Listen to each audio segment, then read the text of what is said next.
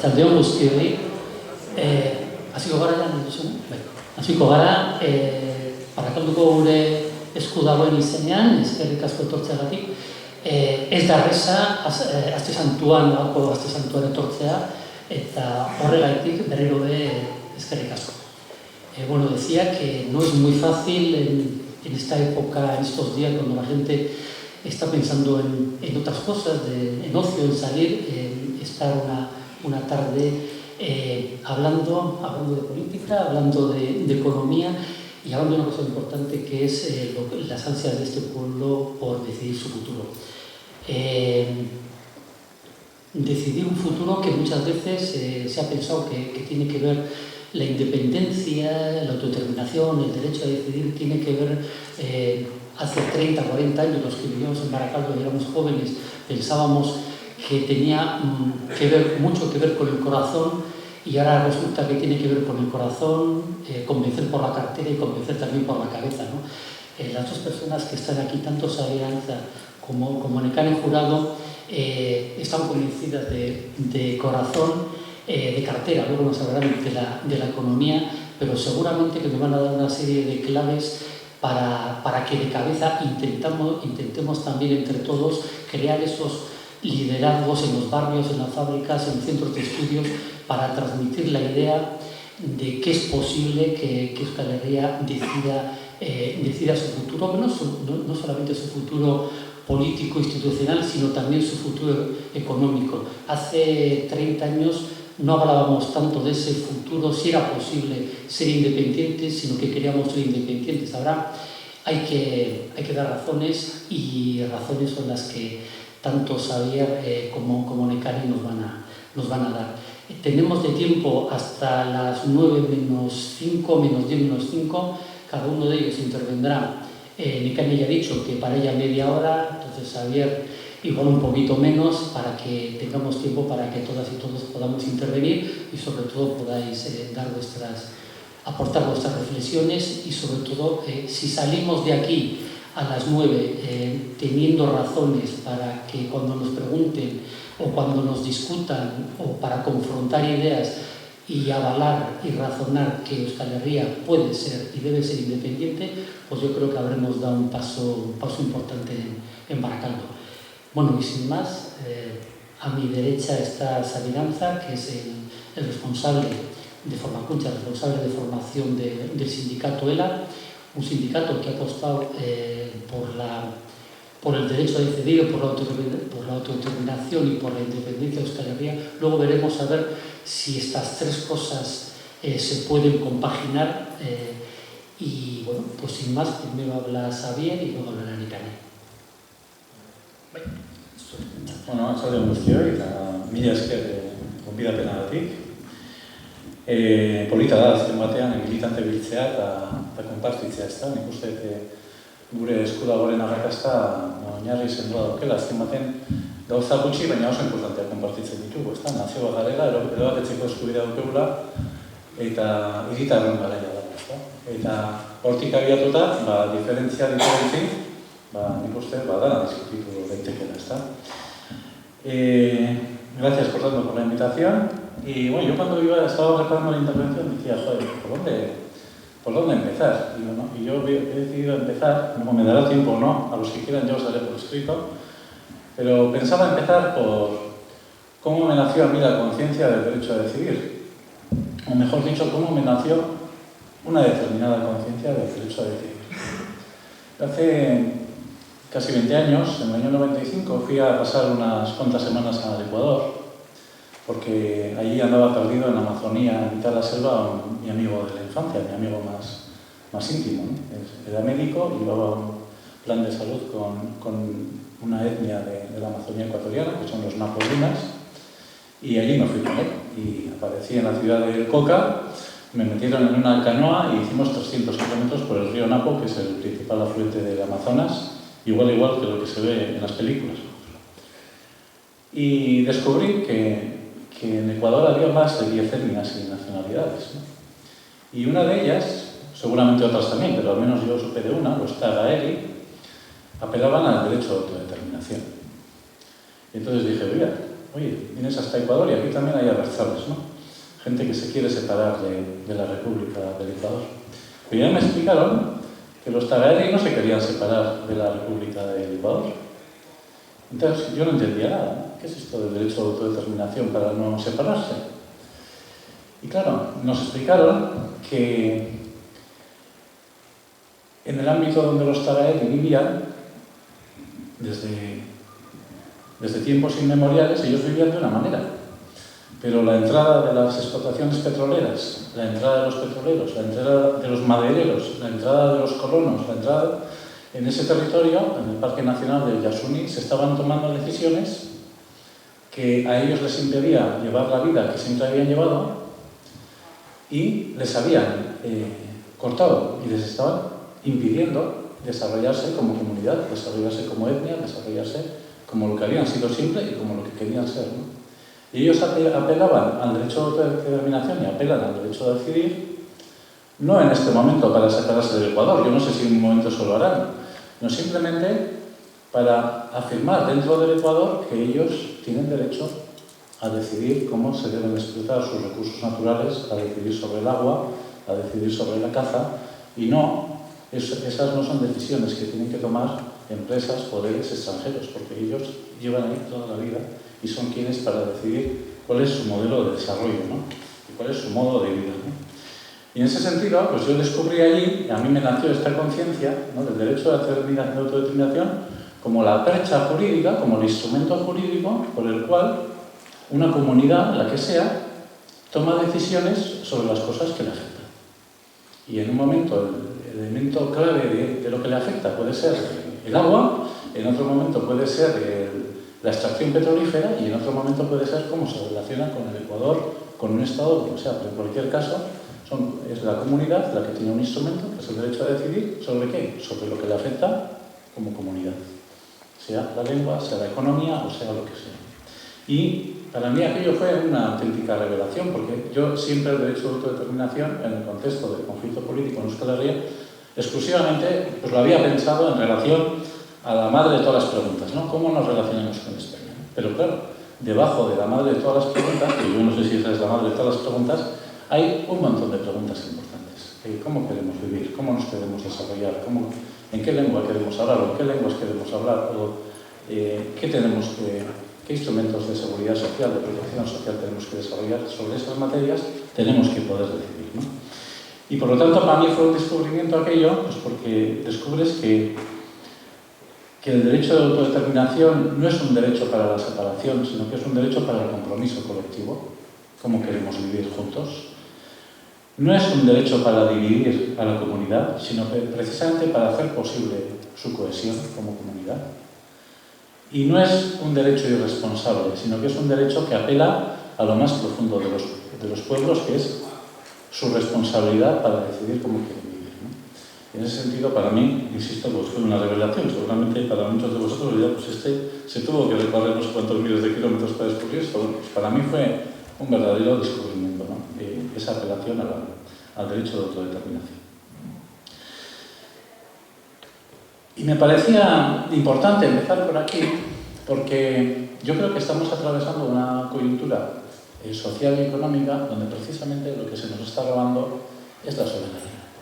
No solo a los vascos y a las vascas, se les está robando, y se les está robando la soberanía, yo diría que a todos los pueblos de Europa, ¿no?, y muy especialmente a los pueblos del sur de Europa.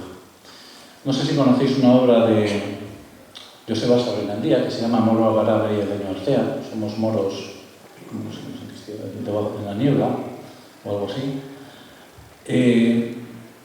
Él utiliza en ese libro una metáfora en clave política que a mí me parece muy acertada, ¿no? Dice que es preciso echar de la plaza pública a los que han decidido ocuparla y decidir por nosotros, ¿no? Y apela a que los ciudadanos debemos volver a ocupar la plaza pública para tomar las decisiones sobre las cuestiones que nos afectan, ¿no? Bueno, pues yo creo que en el contexto de la crisis que estamos viviendo, una de las cosas más gordas que está pasando es precisamente eso, ¿no?, que se le están quitando a los pueblos su capacidad de decidir y de tomar las riendas sobre sus propias decisiones, ¿no? No voy a hacer una descripción de la crisis, que empezó con la burbuja inmobiliaria, después con la decisión de salvar bancos y no familias y empresas, a partir de ahí emitir mucha deuda pública para cubrir esa deuda privada y después, a partir de lo que era una deuda privada, decidir que se paga con los recortes en los derechos sociales, que es en resumen, al menos mi lectura de lo que está pasando con la crisis, ¿no? Si alguien quiere profundizar en eso, pues ya hablaremos. Lo que me interesa a mí de lo que ha sido esta crisis o este periodo de 2007 a 2015, me interesa subrayar, como decía, es de qué manera se han destrozado elementos clave de una democracia, ¿no? Porque probablemente yo creo que no habría sido posible realizar semejantes recortes de derechos sociales, laborales, etcétera, si no se hubiesen puesto en crisis elementos clave de la democracia. Y se podrían citar muchos, pero voy a citar 4 que me parecen muy evidentes, que pueden estar en la mente de todos, pero que es bueno recordar, ¿no? El primero es el de los propios parlamentos, ¿no? Si tomamos conciencia de cómo se han hecho todas las reformas de pensiones, reformas laborales, etcétera, y los recortes, todos los recortes se han hecho vía Real Decreto. El Real Decreto, en mis tiempos, era una figura jurídica extraordinaria, ¿no? Que se usaba para situaciones extraordinarias. Había inundaciones, el gobierno no tenía tiempo de llevar al Parlamento el programa de acciones o el programa de ayudas, y entonces establecía unas ayudas y luego iba al Parlamento y convalidaba las decisiones que había tomado. Era una figura jurídica excepcional para situaciones excepcionales. Pues bien, todas las más importantes reformas laborales, de pensiones, etcétera, que se han hecho realmente el viernes, publicadas el sábado. De tal manera que se evita todo el proceso de discusión social, mediática, la consulta al Consejo de Estado, al Consejo Económico Social, es decir, todos los procedimientos democráticos que están previstos para la elaboración de una ley, ¿no? Un segundo elemento de destroce de la democracia ha sido el periodo que venía de más antiguo de concentración y privatización de los medios de comunicación, ¿no? Que se convierten, evidentemente, en manos, mayoritariamente, los medios hegemónicos, en manos de las entidades financieras, se convierten en instrumentos de propaganda, ¿no? Y a partir de ahí el debilitamiento también de los medios públicos, que también ejercen esa función propagandística muy a menudo de los gobiernos de turno, ¿no? El tercer asunto, no tengo que dar lecciones de esto porque está en la picota, es el tema de la financiación de los partidos, ¿no? Yo suelo decir que lo de menos del caso Bárcenas son los sobresueldos.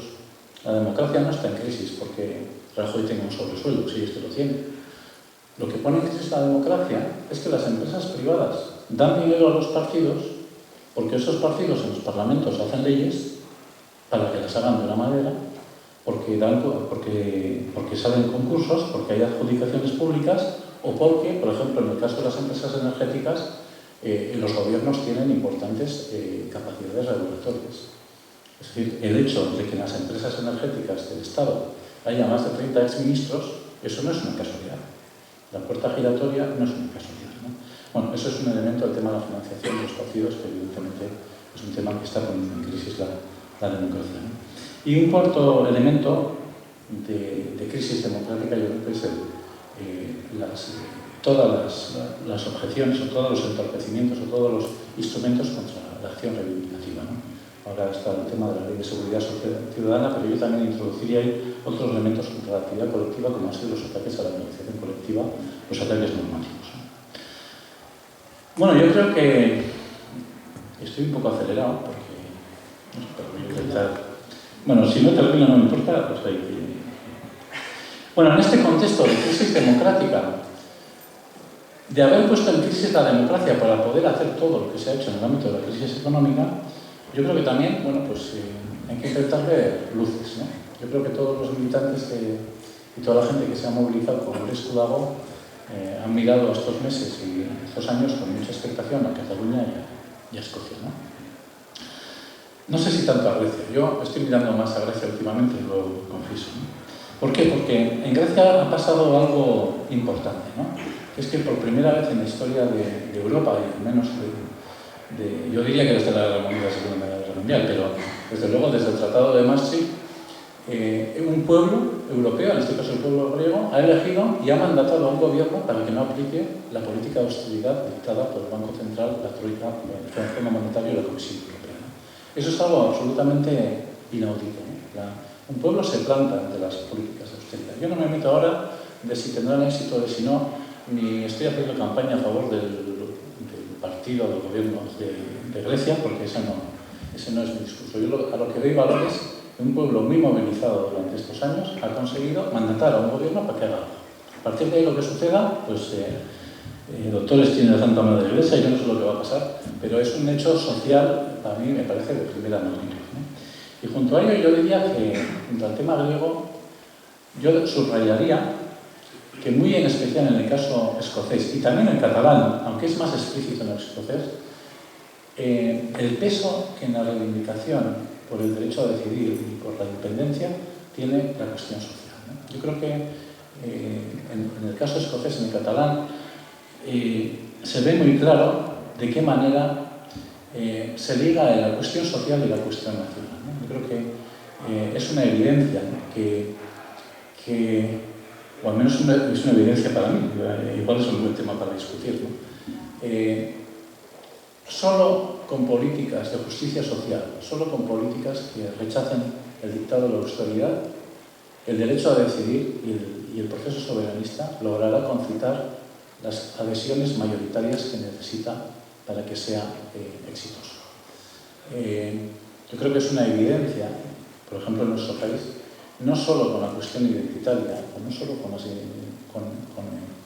la cuestión o la reivindicación democrática, podemos concitar una mayoría social a favor del derecho a decidir. Y yo creo que las políticas solidarias, las políticas basadas en la justicia social, pueden ser el elemento más importante para generar la mayoría social favorable al proceso de decidir. Porque, como decía al principio con el tema del Ecuador, de lo que se trata es de que un pueblo se haga dueño de todos sus debates, ¿no? De absolutamente todos, y no solo de la gran pregunta o de la madre de todas las preguntas, ¿no?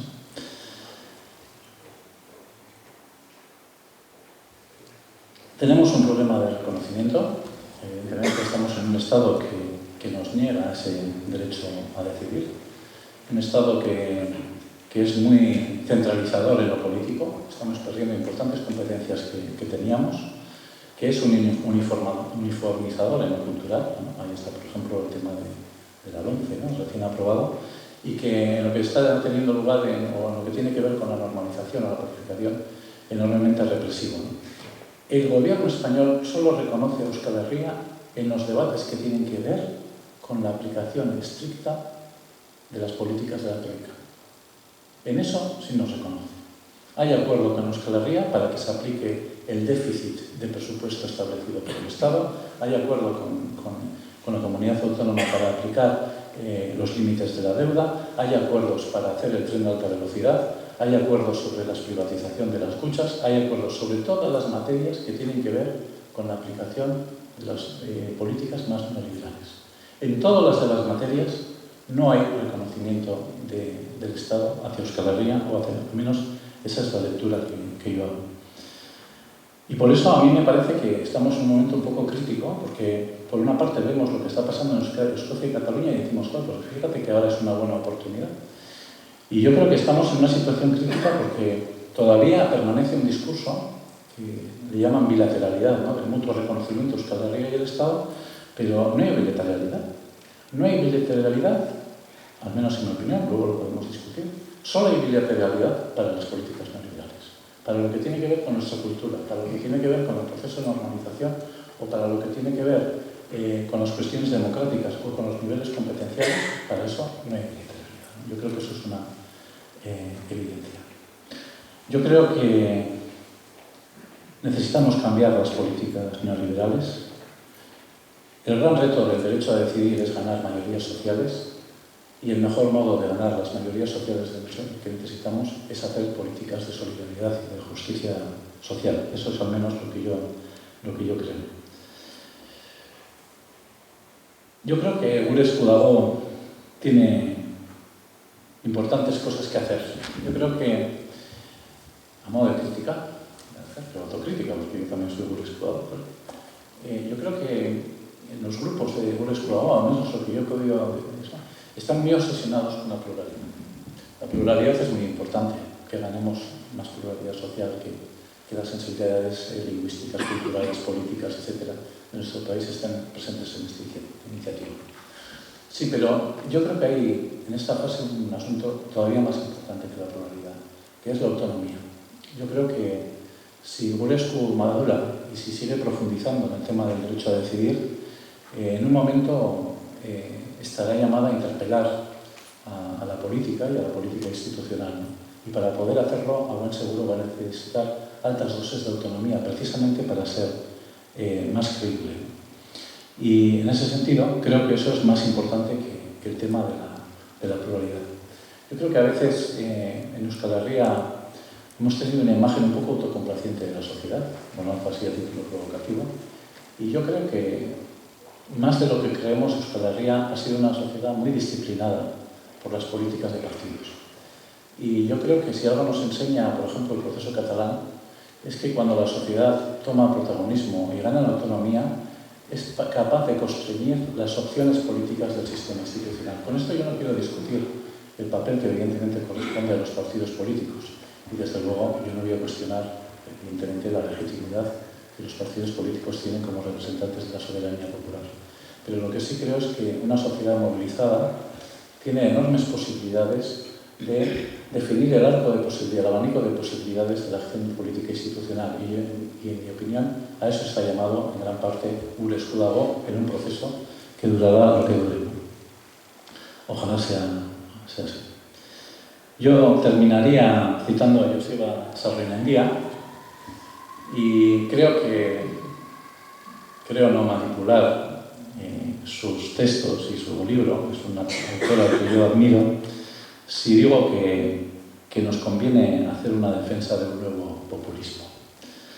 Ahora, el populismo está en boca de todos, ¿no? A mí me llama mucho la atención que la socialdemocracia y la democracia cristiana, que se han pasado 20 años aplicando políticas neoliberales a saco contra los pueblos de Europa, acusan de populistas a todos los que se quejan de esas políticas, ¿no? La palabra pueblo ha desaparecido del lenguaje político desde la Segunda Guerra Mundial, ¿no? En favor de otras menos problemáticas, ¿no? Como la ciudadanía o las clases medias, ¿no? Y yo creo que hay que reivindicar un sano populismo que pasa porque la gente sea dueña de su destino, personal y colectivamente, porque lo único totalitario es defender que no hay alternativa. Yo creo que hay alternativa en las políticas sociales y creo que las políticas sociales son el gran gancho para el derecho a decidir. Hay que movilizarse por el derecho a decidir. Es el derecho a tomar las riendas sobre nuestro presente y sobre nuestro futuro, y en eso todo está por hacer. Y si en manos de alguien está en nuestras manos, en Gulescu Dago. Eskerrik asko.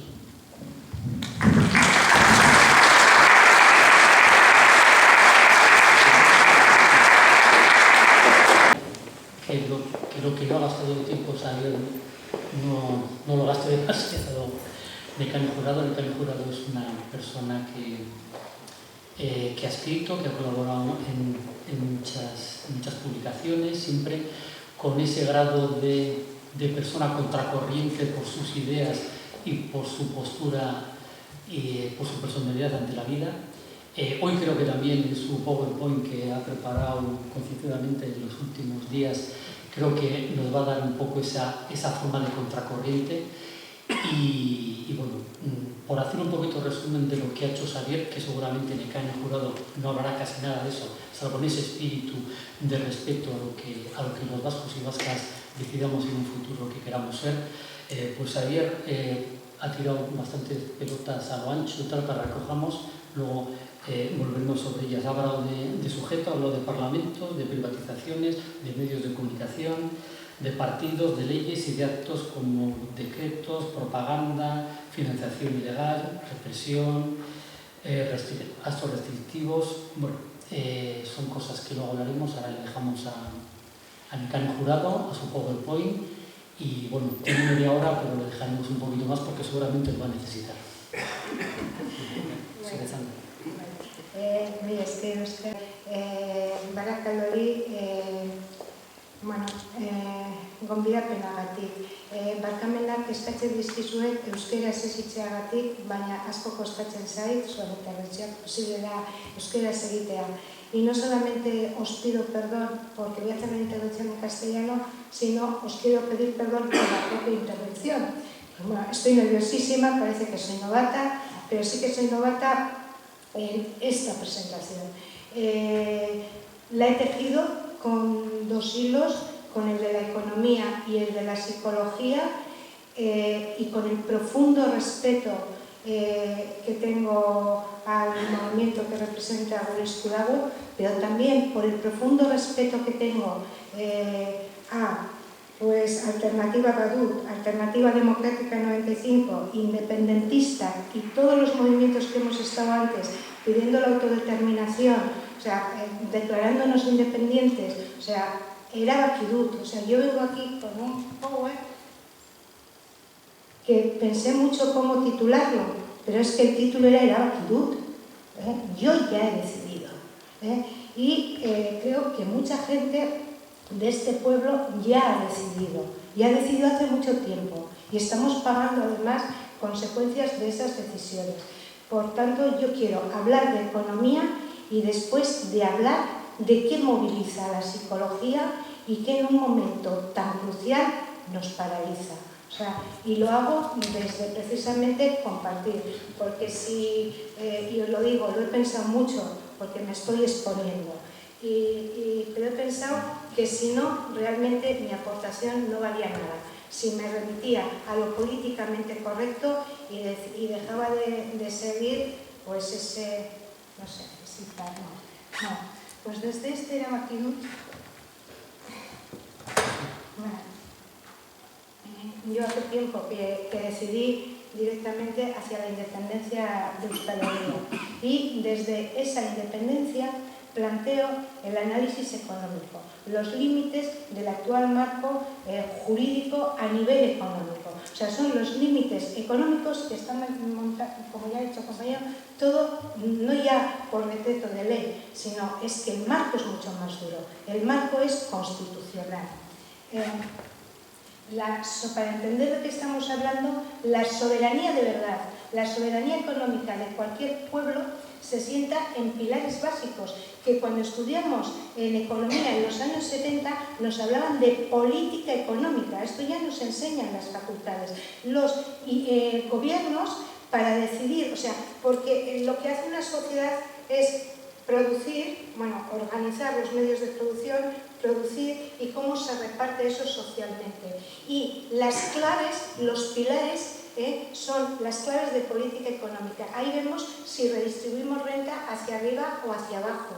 O sea, si somos solidarios o si no. O sea, ahí tenemos todo, desde la fiscalidad, la voy a explicar uno a uno, pero veáis el instrumento de política económica que queráis, no tenemos ni uno solo transferido. No estamos perdiendo soberanía, nunca hemos tenido soberanía. Y lo vamos a ver simplemente con los temas de la Constitución. Los límites lo marcan las constituciones, voy a hablar también de la europea, de las constituciones, tanto la francesa como la española, y si algún fleco se le había quedado a la Constitución, existe un tribunal constitucional en el cual, pues la primera vez que se cuestionó fue una norma foral de Guipúzcoa en el año 86, que la perdió Guipúzcoa, que allí se puso muy claro por el Tribunal Constitucional hasta dónde daba de sí la soberanía amplísima fiscal que parece que tenemos. O sea, el Tribunal Constitucional marca, pero bueno, pues digo que lo que dicen las constituciones es, lo veis ahí, artículo 3, la soberanía nacional pertenece al pueblo francés, y luego cuando van hablando de soberanía económica, o sea, siempre está con el este nacional. Y la Constitución española también declara esa unidad indivisible que nos están repitiendo cada día, ese sería el marco, y desde ahí podemos ver los instrumentos clave.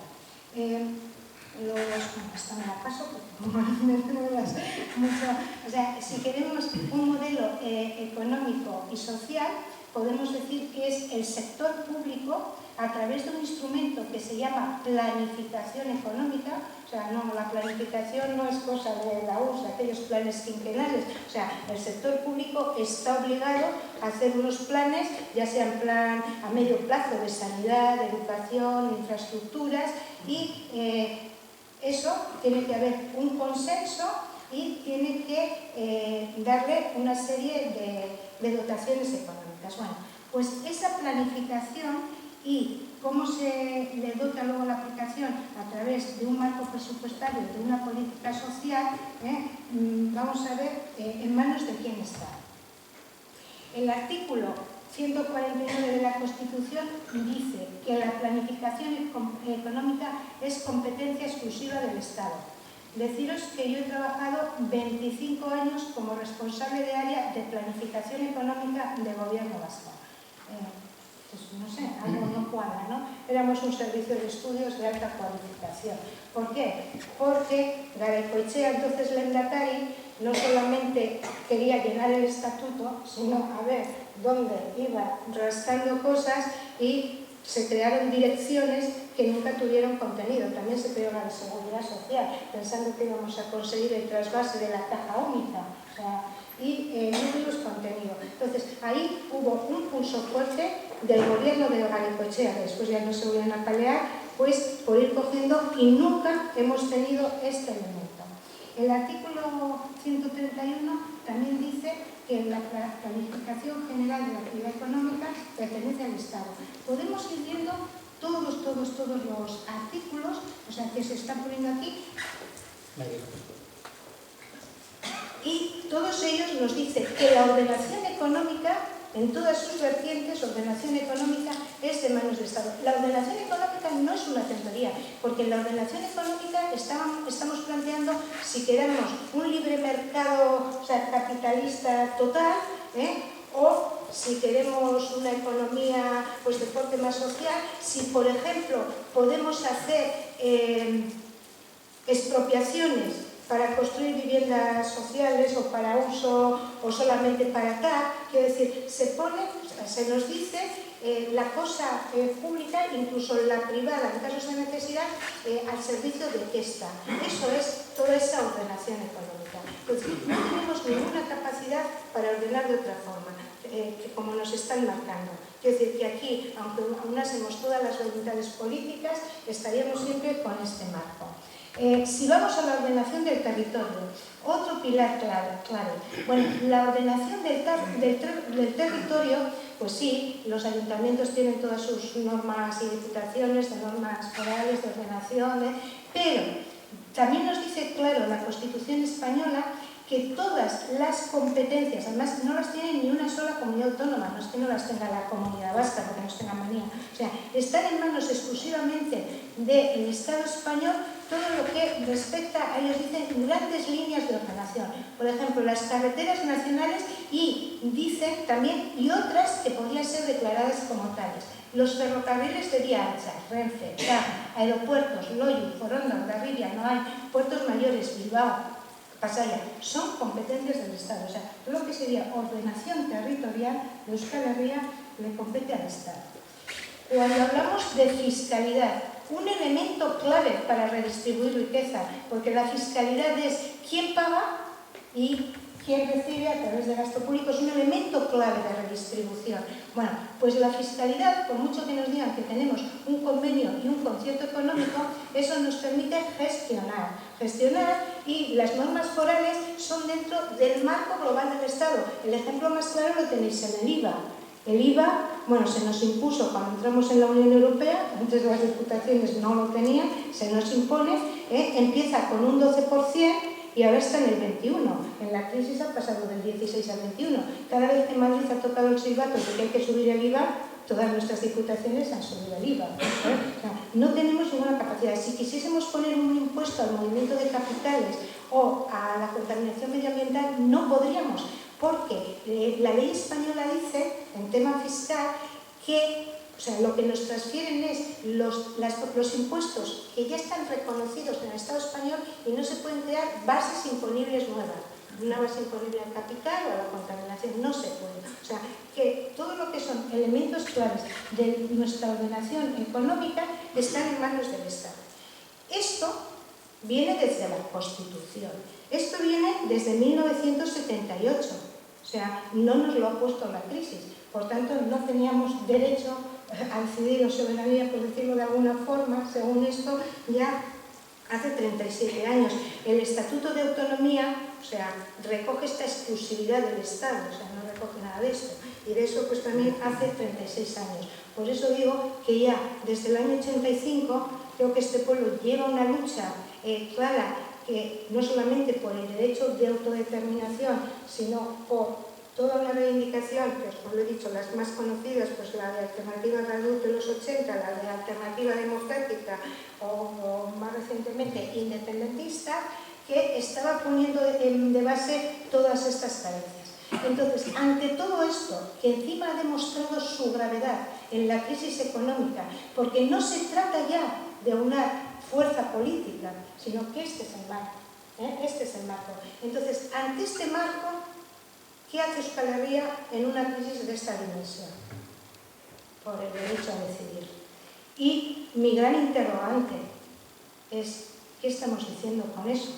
Porque, como digo, los independentistas me habían dicho que habíamos decidido el derecho a ser independentistas. Lleva mucho tiempo pidiendo el derecho de autodeterminación. Ahora, ¿qué quiero decidir? Cuando el Fuero de Avellaneda, en el siglo XI, utiliza una palabra, o sea, preciosa, que no es derecho. El derecho es un término romano, el derecho no es un término espaldú. El Fuero de Avellaneda recoge el sos saite. Se nos debe. O sea, por el solo hecho de ser, yo decido. Y yo esta mañana al levantarme he decidido qué leche tomaba. Y he decidido si cojo transporte público o privado. Y decido cómo me relaciono con el medio ambiente. ¿Y qué utilización hago de los recursos? O sea, toda nuestra vida, queramos o no, estamos ya tomando decisiones, y muchas son decisiones económicas importantes que si las consensuáramos podríamos ir, o sea, moviéndonos un poco. Entonces, desde aquí viene mi reflexión de la importancia de la psicología, que creo que es donde nos estamos perdiendo bastante la izquierda. Estamos perdiendo el concepto de lo que es la esencia de la palabra en el marco mente-acción. Como deciros, porque igual penséis que me estoy metiendo en camisas de 11 varas, que bueno, que la gente me conoce por economista, pero en 2001 me licencié como psicóloga clínica porque ya me entendía la economía. Y entonces, sí, porque nos planteaban unas fórmulas de consumo y tal, y te decían, no, y aquí hay una variable que son las expectativas, y aquí hay una variable que es la psicología de no sé qué, y te venden marketing, y es lo mismo, es todo manipulación psicológica. El marketing sabe mucho de esto, el marketing sabe mucho de la fuerza de la palabra y cómo la palabra es básica. Y he cogido además la Biblia. Me he ido hasta cómo empieza la Biblia, Génesis 1:1. Y al principio fue el verbo. Así era Itcha ser. Bueno, Itcha, aquí quiero citar a Josu Naverán, que desglosa la palabra, pone el radical ITZ, también dice ITS, también dice IS, o sea, en todas sus variables dice que es lo que más fuerza tiene, buscar todas las palabras, o sea, visitza, echebizitza, itxaso, lo que más fuerza tiene es ese término porque está, o sea, su significado profundo es lo que fluye, es el movimiento, es la esencia. Entonces, la palabra es la esencia. La palabra parece ser que es la que ha definido, la que va creando la cultura. La palabra no es neutral, es el centro de la identidad. Por tanto, cuando están haciendo un ataque sin precedentes a todas las lenguas indígenas, entre las que se halla el euskera, hay mucho más que un elemento de dominación cultural.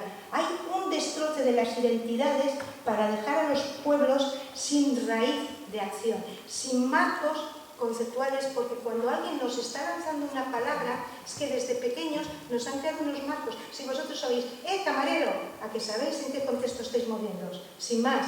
O sea, hay muchas palabras taxi y enseguida os hacéis una fotografía. O sea, tenemos marcos conceptuales para muy rápidamente situar todo. Y nuestra mente, por su forma de funcionar, o sea, y esto lo saben, vuelvo a decir, los de marketing, los asesores presidenciales, sobre todo los de las derechas, los que crean esos eslogans que decimos qué simple es la izquierda, con qué pocas palabras y cómo moviliza. No pienses en un elefante, ¿no? Hay un libro muy bueno que trata de eso, no pienses en un elefante, es la importancia de la palabra. Entonces, bueno, pues vuelvo a eso, la palabra es clave, porque es la que inconscientemente, mucho más inconscientemente de lo que creemos, nos está moviendo la energía mental y no hacia donde nosotros queremos moverla, la mueve hacia un lugar predeterminado. Todos sabemos esas palabras que nos dicen que nunca entendemos cómo nos pueden doler tanto, cómo, o sea, se puede ir tanto con la palabra, porque es, al margen de la palabra así, lo que no.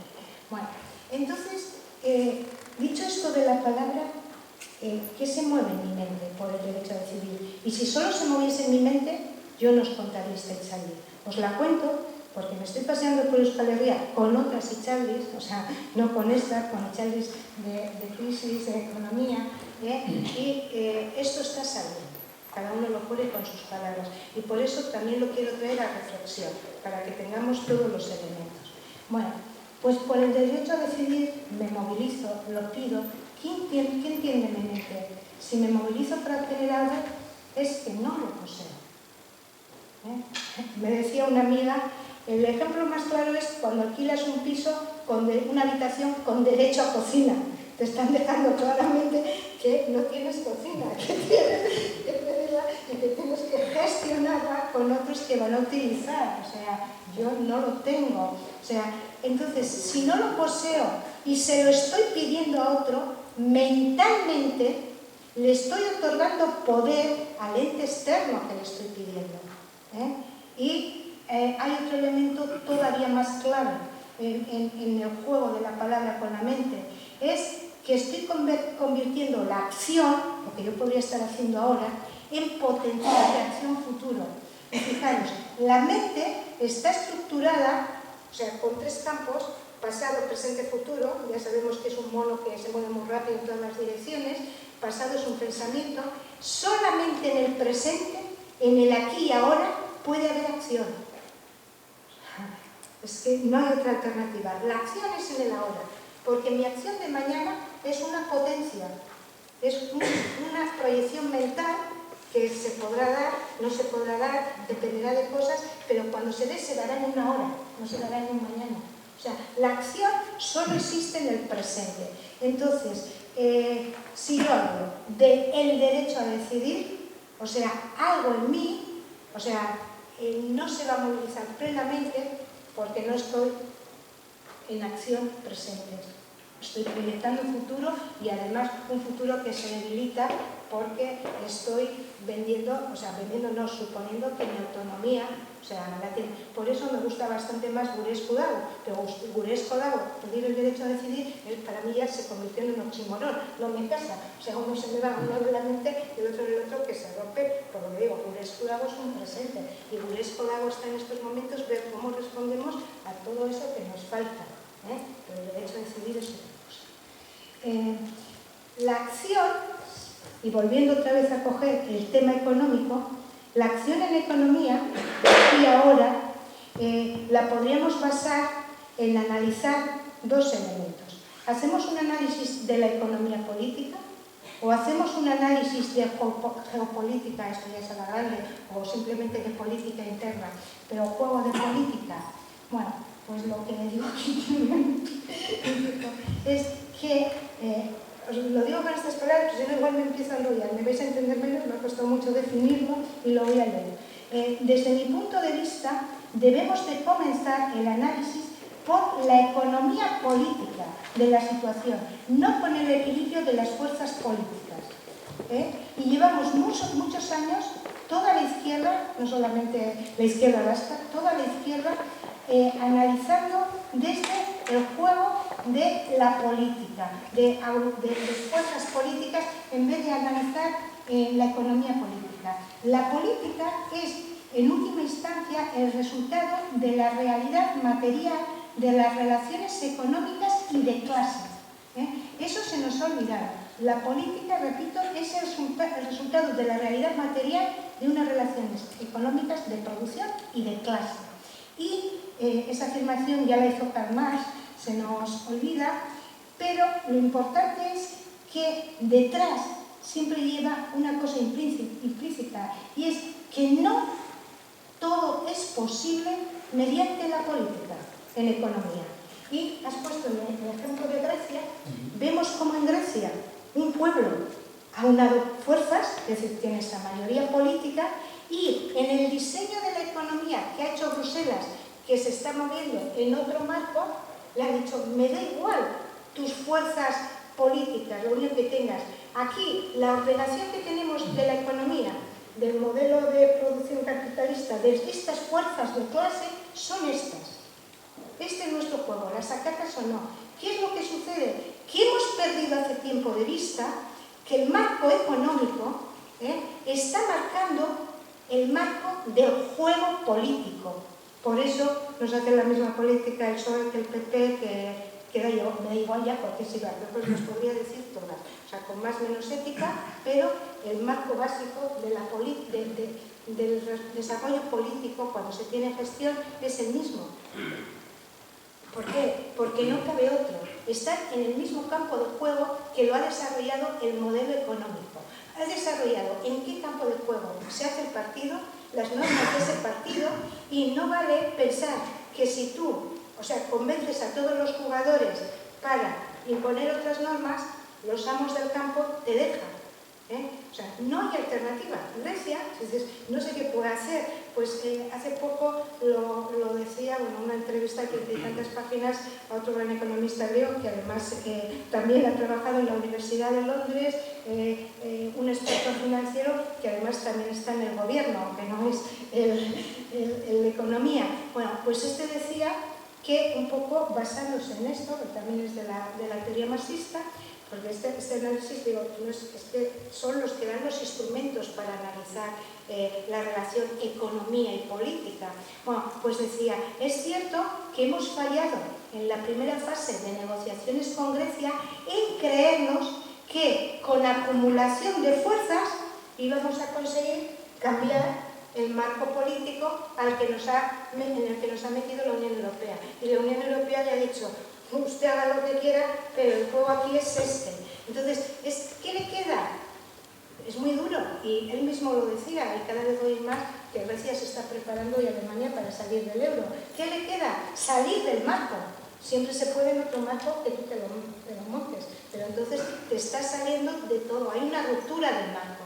O sea, tendríamos que romper ese marco constitucional o, quiero decir, para quitar eso. No bastaría con la acumulación de fuerzas.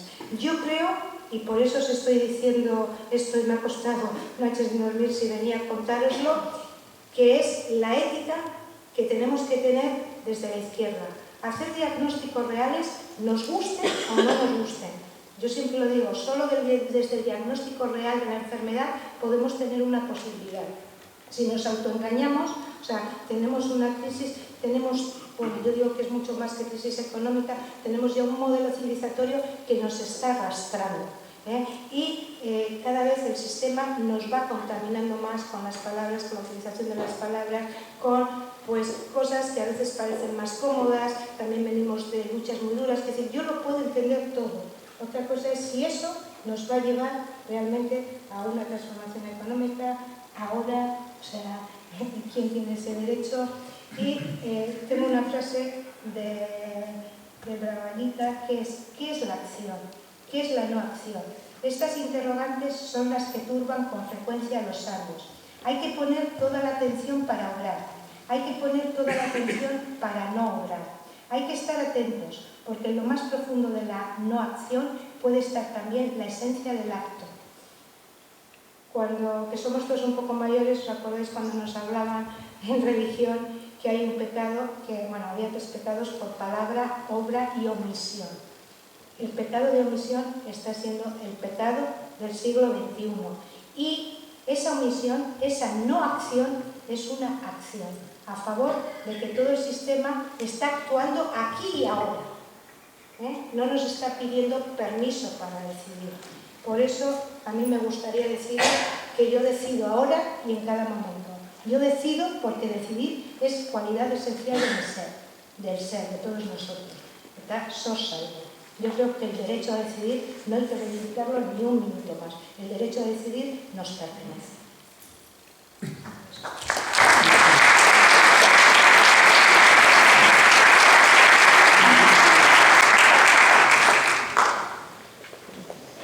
Bueno, la verdad es que yo he escuchado mucho a Nekane Jurado, y la verdad es que nunca la había escuchado con la vehemencia con la que habla ahora y las cosas.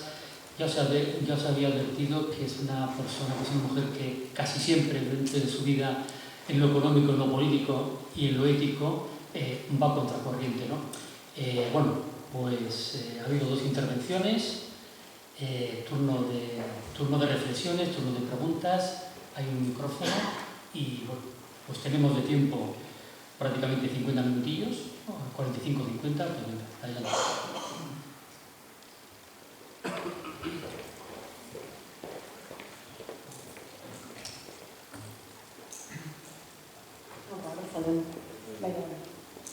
Bueno, tú como presentador dices que Nekane va contracorriente. Yo creo que no, bien. Creo que ese detalle es importante. Tengo un esquema que hoy casualmente, como venimos de una reunión de la Carta Social y tal, pues lo tengo aquí. Y me parece que es importante ver este esquema porque se nos está diciendo mucho que nos queremos salir del sistema y en realidad es lo que tú has dicho, ¿no? Nekane va contra corriente. Yo pienso que no. Yo pienso que Nekane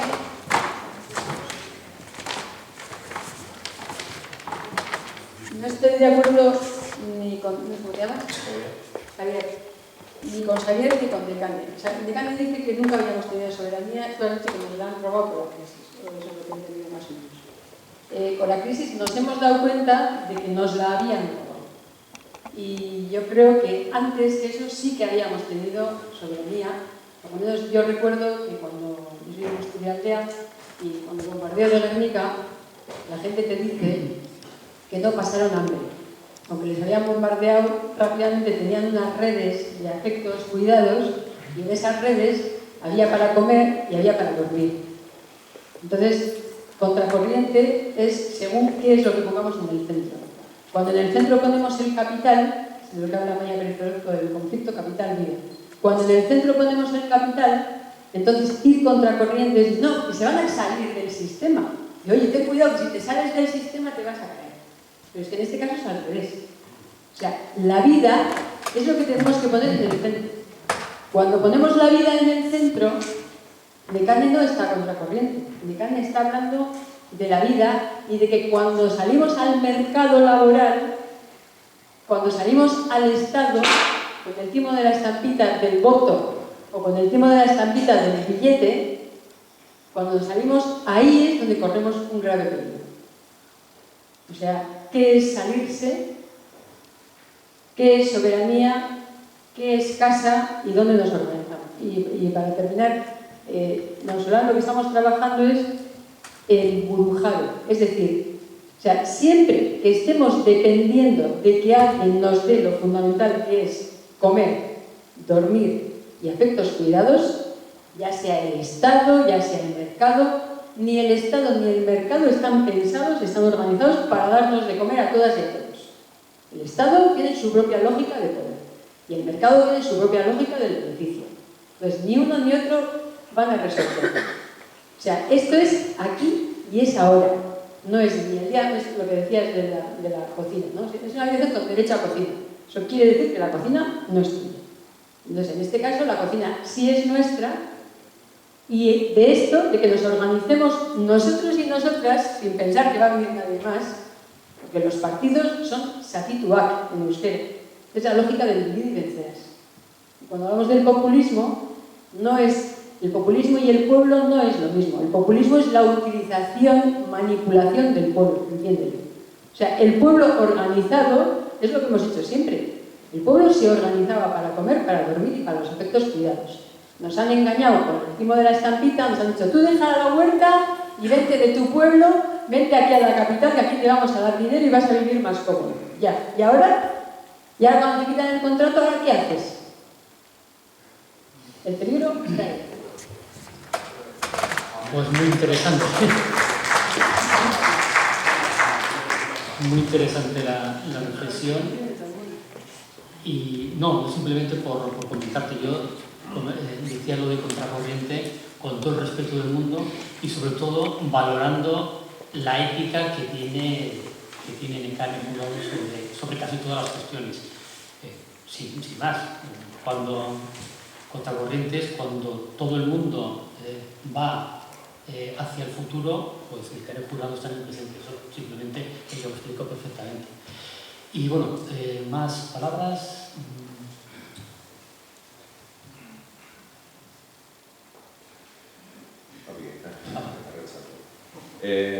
Vamos a ver.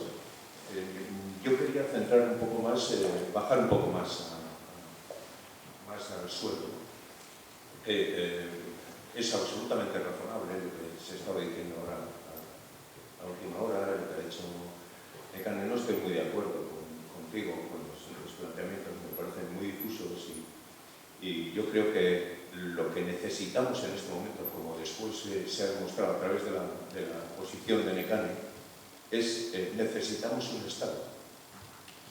Necesitamos un Estado donde podamos asentar las reglas de juego que nosotros queremos. Y lo necesitamos, y además tenemos la decisión de hacerlo.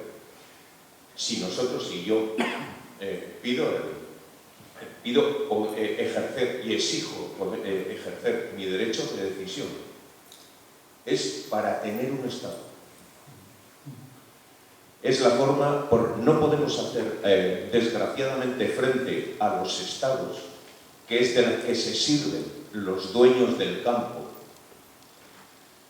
desde elementos pequeños de gestión cercana, porque hay cosas que se pueden hacer desde ahí y ojalá al final terminemos en eso, pero mientras tanto los estados ejercen una fuerza y para eso están. Si no, no los tendrían. Si no los necesitasen para aplastarnos, no existirían.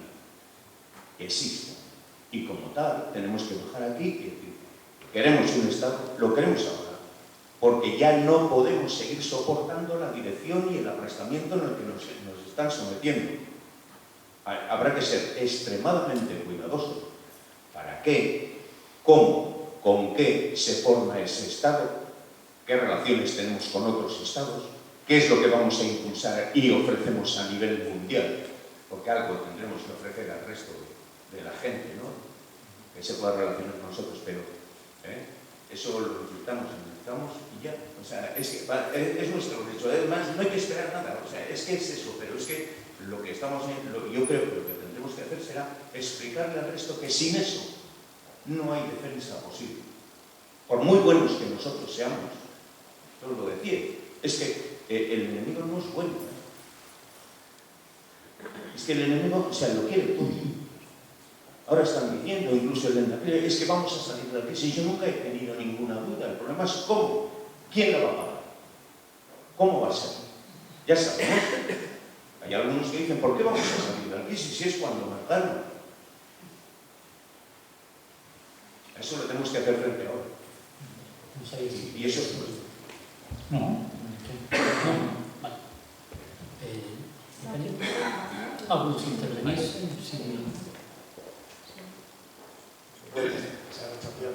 Bueno, lo primero que me ha sorprendido me han gustado las dos presentaciones. Me ha sorprendido porque no esperaba eso de una charla que teóricamente yo venía a oír algo de economía. Dicho lo cual, pues sí me habría gustado oír números de... ¿Alguien ha hecho los números de verdad? Señores, ¿podemos ser independientes? Y otra pregunta, si después de hacer los números de verdad sale que son negativos, a mí no me importa, pero hay una gran mayoría que sí me importa. ¿Cómo los vamos a convencer a esa gran mayoría de que es mejor ser independientes, aunque perdamos económicamente, porque no nos podemos olvidar que nos guste o no el capital nos domina y no tenemos herramientas ni políticas, ni económicas, ni jurídicas para salir de ese dominio por el momento. Y esa es una de mis razones por ser partidario de la independencia, porque yo quiero poner medios, creo que es posible y que se pueden poner medios, aunque posiblemente la riqueza media baje y no me importa, pero hay que explicarlo. Yo esperaba ese tipo de cosas.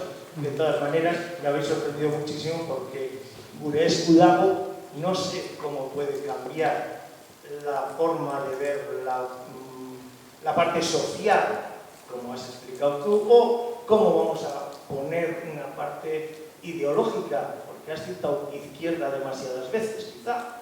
Pues, ¿queremos poner una parte ideológica realmente en Gure Eskudago? ¿O realmente estamos idealizando la izquierda con una forma de pensar que tendría que ser mucho más general y que no tiene por qué llamarse izquierda? Simplemente llamémosle humanismo. Son muchas preguntas, ya lo siento. Bueno, vamos a ver si Decaña va a responder. Bueno. Sí, yo vamos a ver, no he hablado de flujos económicos porque era una mesa en la que se daba poco tiempo y quería demostrar que no teníamos ninguna competencia. Por cierto, contando correr, nos ha dicho que en seguridad social no tenemos ninguna competencia, en pensiones no tenemos en mercado laboral y nada. Los flujos económicos los tenemos analizados. Los flujos económicos están muy analizados y son favorables para Euskal Herria.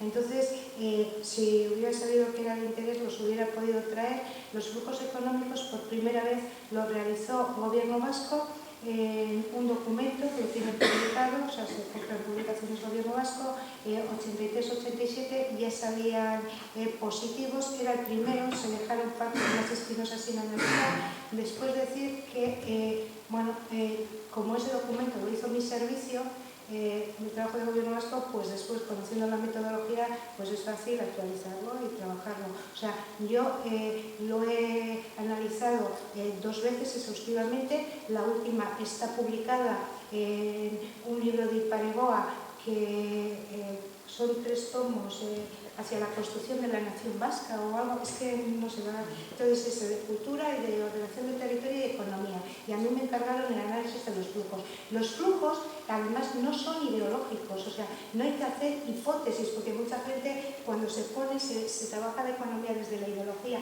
Flujos económicos son de, por ejemplo, de comercio, o sea, lo que importamos, lo que exportamos. Entonces tenemos un flujo de comercio exterior, entonces ahí vemos el flujo. Tenemos un flujo con el Estado español. ¿Cómo calculamos el flujo con el Estado español? Por una parte vemos todo lo que invierte el Estado en Euskal Herria en competencias que no tenemos asumidas. El Estado aquí está pagando pensiones, está pagando desempleo, está pagando funcionarios del Estado, policía además, pero además de todo eso, pues en esas obras que no tenemos competencia, está invirtiendo en el TAP, bueno, aunque se le está adelantando, pero bueno, en el puerto de Bilbao, es decir, en todo lo que no tenemos competencia. Además, en todo lo que no está transferido, Casa Real, Ministerio, la aportación que hace a la Unión Europea, es decir, por todo eso nosotros le pagamos un porcentaje que es el cupo. Entonces, se ve todo lo que ingresa aquí, o sea, todo lo que gasta aquí el Estado. Y eso viene territorializado en los presupuestos generales del Estado. Es una labor ardua que invito a hacer a quien tenga curiosidad, pero no es imposible, es de muchísimas horas. Se va a la biblioteca, pero se mira todo y por otra parte se ve cuánto aportamos vía cupo. Y sale el flujo de Euskal Herria, Estado español. Y tendríamos que contar algo más. Loterías, apuestas del Estado, aquí se va dinero a Madrid, aquí tocan precios. O sea, todo eso se ha sumado. O sea, hemos cogido pensiones, cuánto cotizamos, porque la caja de gastos está allí, o sea, cuánto se cobra. Lo tenéis en esa publicación y al final nos sale que Euskal Herria es financiadora neta del Estado español. O sea, que por la parte de flujos económicos es precisamente cuando se ve el interés del Estado español en mantener su unidad con Cataluña o con Euskal Herria. O sea, porque somos financiadores netos de su sistema. Que he citado la izquierda, pido perdón. Pido perdón porque he citado a la izquierda porque estaba hablando de modelo económico. Y yo, cuando hablo de un modelo económico nuevo, lo que quiero realmente es un modelo de justicia social. O sea, un modelo que en una época le llamé el socialismo identitario vasco, hoy le llamo el socioecofeminismo, más metido ya en el decrecimiento y aprendiendo de la crisis. Creo que el modelo tiene que ser social, tiene que ser ecologista, tiene que ser feminista de crecimiento. Y siempre, pero pido perdón a quien le ofenda, por mi formación he pensado o tenía asumido que esos eran valores de la izquierda. O sea, la derecha siempre ha sido más de capital, de otros. Entonces, por supuesto que está todo tan en transformación que nos podríamos encontrar gente que viene de ese mundo y sea capaz de reordenar los recursos de otra manera. Pero cuidado, no nos engañemos. Yo no creo que la alta burguesía vasca, hablo de la alta, no hablo ni de las pymes ni de las pequeñas y medianas empresas, sino todo ese capital tradicional vasco tan fuerte en Vizcaya, porque esta es otra cosa, por cierto, que no se estudia. Se habla de la distribución de la renta y no se habla de la distribución del poder, que es clave en economía.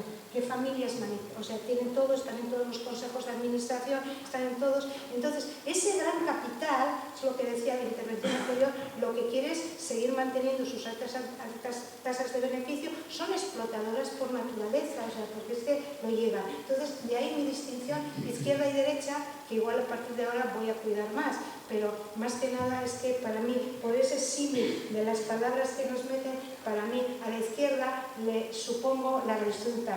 Bueno, también me deciría, le suponía. Creo que todo está en cambio y que los conoceremos a todos por sus hechos. Bueno, sobre la viabilidad o no de un Estado vasco yo no me voy a meter, Necane sabe de eso mucho más que yo, pero, hombre, pensar que los territorios del Estado que tienen un PIB más alto y que tienen una base industrial más alta que el resto no son viables, pues si no es viable, pues ¿cómo es viable España? Eso, pero a mí ese es un debate que, si hablo con sinceridad, no me interesa demasiado. Respecto a alguna intervención, bueno, uno es responsable de lo que dice, de lo que da a entender, y yo me hago responsable de lo que doy a entender, y en ese sentido lo siento haber creado algún... Bueno, yo creo que yo no... a ver, no sé cómo explicarlo. Hay tres grandes, ¿cómo diría yo?, motivaciones, ¿no? O yo observo tres grandes motivaciones para apostar por el derecho a decidir y el derecho a autodeterminación. Una puede ser la económica, ¿no?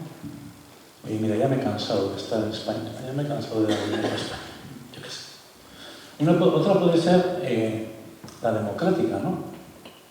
Pues mira, yo creo que el Estado que ha surgido tras la transición, la llamada transición española, es un Estado democráticamente fallido, no hay encaje posible a las naciones del Estado en el Estado y a partir de ahí nos vamos, ¿no? Y otra motivación puede ser identitaria, ¿no? Es decir, yo soy euskaldun, pero no puedo vivir como tal en mi país, pues por las razones. Y si yo quiero salvar esto, pues yo entiendo que necesitamos un Estado que proteja nuestra identidad lingüística, nuestra no sé qué. Hay motivaciones diversas, yo he puesto tres: la económica, la democrática y la esta. ¿Qué sucede? Que Gure Esku Dago está construido exclusivamente sobre la segunda, sobre el principio democrático, ¿no? El Gure Esku Dago no tiene una declaración de principios, bueno, tiene una declaración de principios mínima, que es: somos una nación, tenemos derecho a decidir, es la hora de la ciudadanía.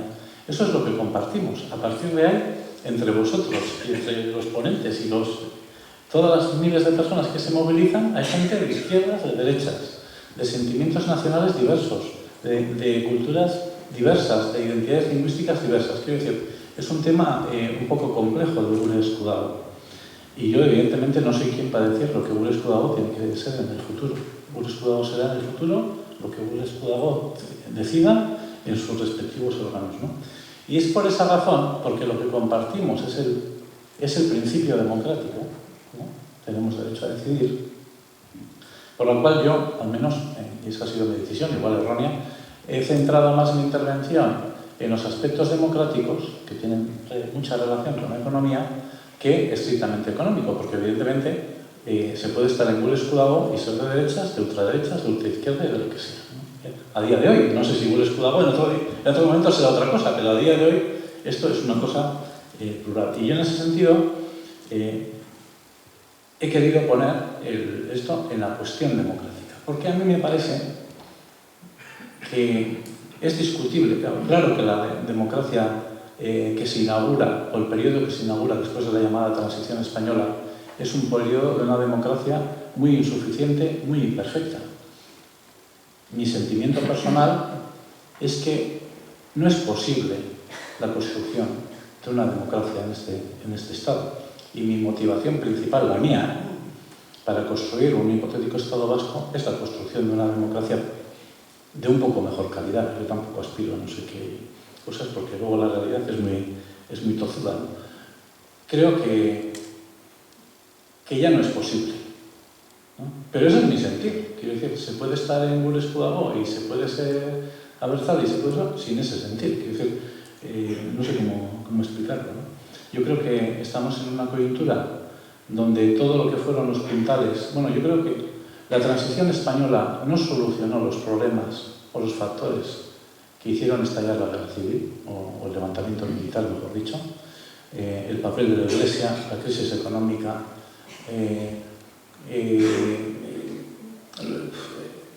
la fortaleza de las clases privilegiadas, la integración de las naciones en el Estado y la monarquía, ¿no? Los puntales o los factores que desencadenaron el lanzamiento militar y la guerra civil. La transición española no soluciona eso, y a día de hoy esos mismos puntales, la monarquía, esto, el otro y de la moto, siguen en la misma crisis. Para mí es un Estado fallido, y eso tiene enormes repercusiones económicas y sociales, ¿no? Yo, por hacer un poco de polémica, brevemente diría, no tenemos, se ha señalado, no tenemos la intervención no tenemos poderes, no tenemos soberanía. Joder, estoy de acuerdo con la ponencia que has hecho, ¿no? Pero el gobierno vasco no es la Comuna Libertaria, gestiona 10.000 millones de euros. No sé si me explico. Y con esos 10.000 millones de euros se pueden hacer unas cosas y otras. No sé si me... Dice que a veces decir, ¿tenemos democracia? No tenemos. ¿Tenemos soberanía? No tenemos. Joder, hay espacios yo, por decirlo en un modo positivo, la sociedad tiene capacidad, o debe tener capacidad de movilizarse para interpelar a la política y para condicionar esa política en todos los órdenes, y también en el apartado económico. Dices, es que no tenemos plena autonomía fiscal. Hombre, no, pero Guipúzcoa bajó el impuesto de sociedades al 28%. Eso lo decidió Guipúzcoa. No sé si me explico. O que determinadas cuestiones es una causa de exención fiscal, se decide aquí. Es decir, ¿tenemos plenos poderes? No, claro que no, pero se toman decisiones tremendas. Y yo lo que he intentado explicar es que... bueno, eso. Que... No creo que ha quedado bastante claro. Mecani y luego ya tenemos... Tengo para una primera cuestión, luego tú, ¿no? Sí, tienen ahí, no, yo no entiendo.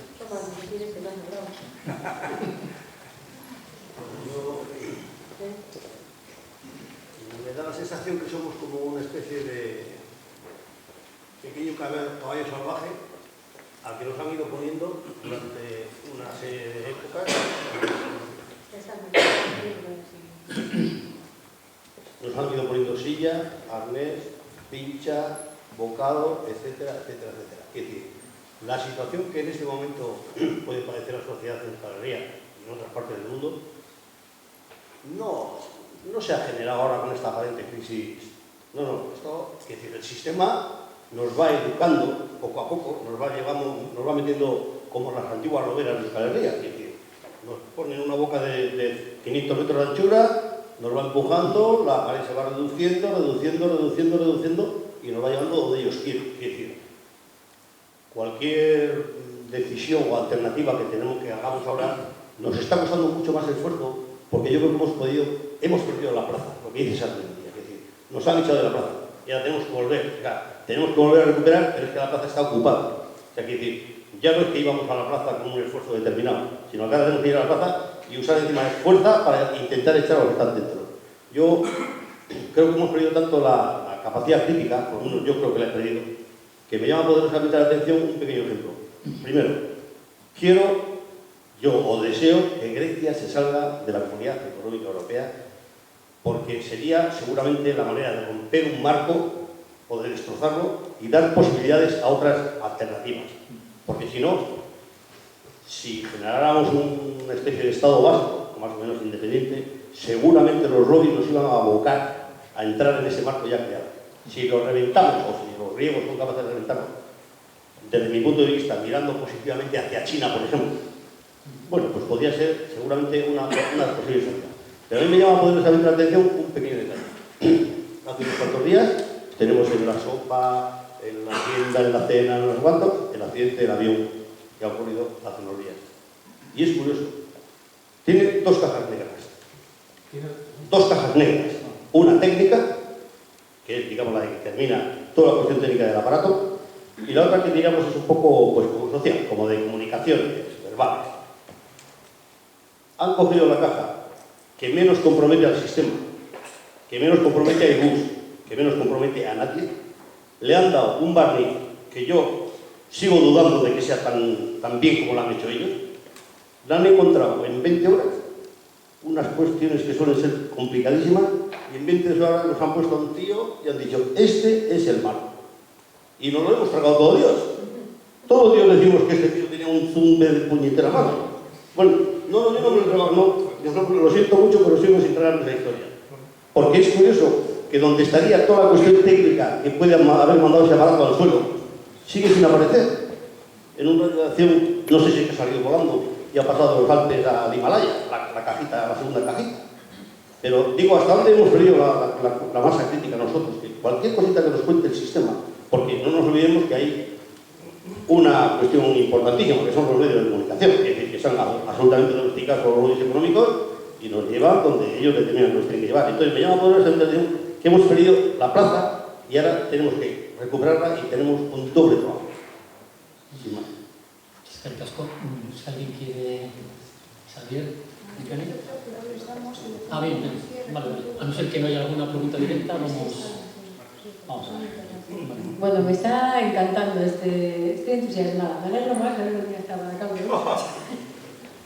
Bueno, tú has citado el avión. Yo tengo muy grabada la imagen de París de ese Kalashnikov que le dispara a 1 metro de distancia y no le revienta la cabeza al que estaba tumbado en la acera. No sé si os acordáis de esa imagen. O sea, eso está precocinado. Eso está precocinado por servicios secretos, que ya todos los servicios secretos ya también tienen un club de servicios secretos. No tenemos más que acordarnos de que aquí a la Lufthansa la entrenó el Mossad. Los servicios secretos israelíes vinieron a enseñar a la Lufthansa cómo tenía que funcionar. Y lo que no vamos a pensar es que vinieron los servicios secretos israelíes y luego se marcharon de su casa. Eso no lo hace nunca. Toda la seguridad de Euskal Herria, todos los aparatos de seguridad, videocámaras, todo eso es israelí.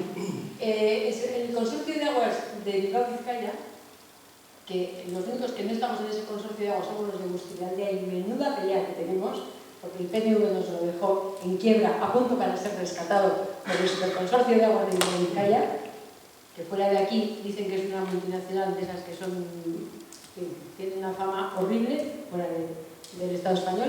Pues el consorcio de aguas de Bilbao-Vizcaya, el software, porque lo entregó Pradera, Igual vamos centrando un poco porque hay más gente pues para... parece que no estamos centrados en la independencia y en por qué necesitamos la independencia, pero la independencia, un Estado con una raya pintada ahí en esa frontera que se inventó Sabino Arana, que tampoco es la frontera que podríamos decir que Bearne fue lo último del Reino de Navarra que perdimos. O sea, Bearne ha sido Reino de Navarra más tarde que Vizcaya. ¿Sí? O sea que hay una serie de cosas que tendríamos que tocar. En fin, yo no me voy a poner a cuestionar todo. Yo, desde luego, el 8 de junio fui a la Academia Humana, el Estudiagó. Quiero decir que yo vaya matizando y cuestionando cosas no quiere decir que yo esté en todas.